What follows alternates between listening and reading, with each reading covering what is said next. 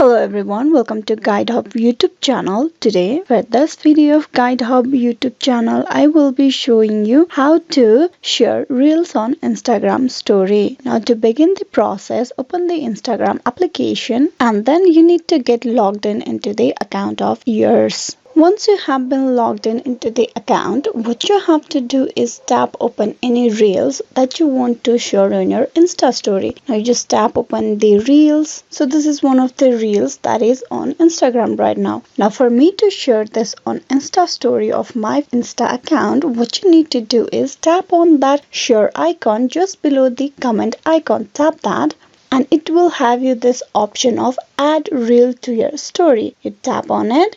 Once you tap that, you will be able to share that Insta reel on your story. Now all you have to do is tap on your story and that will get uploaded on your story. Now if you go back and check your piece, you will have this story being uploaded. There you can see the posting. The uploading process is completed. So this is how you can share reel on Insta story. Hope this video was useful. Please like and subscribe the GuideHub YouTube channel. Thank you.